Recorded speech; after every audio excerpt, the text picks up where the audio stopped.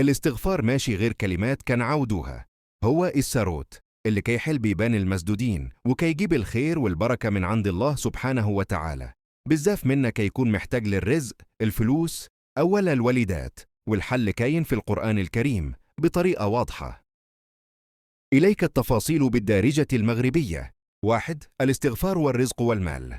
في سورة نوح الله عز وجل كيوعدنا باللي الاستغفار هو الطريق للغيث الشتى والرزق الواسع، كيقول الله تعالى: فقلت استغفروا ربكم إنه كان غفارا يرسل السماء عليكم مدرارا ويمددكم بأموال.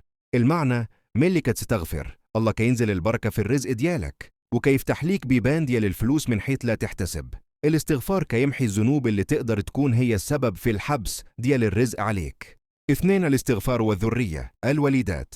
نفس الآية في سورة نوح كتكمل باش تعطينا البشرى للناس اللي كيتسناو الوليدات: ويمددكم بأموال وبنين ويجعل لكم جنات ويجعل لكم أنهارا. ونتباسونون تسمنا بنياتونس. المعنى وبنين كتعني الوليدات، شحال من واحد ربي رزقه بالذرية الصالحة، غير بفضل المداومة على الاستغفار بيقين تام بأن الله هو الرازق. كيفاش نستغفر؟ أهم الصيغ.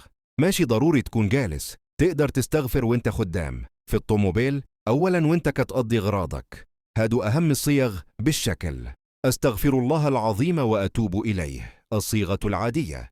سيد الاستغفار وهو أقوى صيغة: اللهم أنت ربي لا إله إلا أنت، خلقتني وأنا عبدك، وأنا على عهدك ووعدك ما استطعت، أعوذ بك من شر ما صنعت، أبوء لك بنعمتك علي وأبوء لك بذنبي فاغفر لي فإنه لا يغفر الذنوب إلا أنت. نصيحة من القلب: باش الاستغفار يعطي النتيجة دياله خاص تتوفر فيه هذه الشروط: النية، تستغفر وأنت باغي توب بصحي من الذنوب. اليقين، تكون متيقن 100% بالله الله غادي يستجب ليك. المداومة، ماشي ديرها نهار وتحبس. الاستغفار خاص يكون ورد يومي، مثلا 100 مرة أو أكثر في اليوم.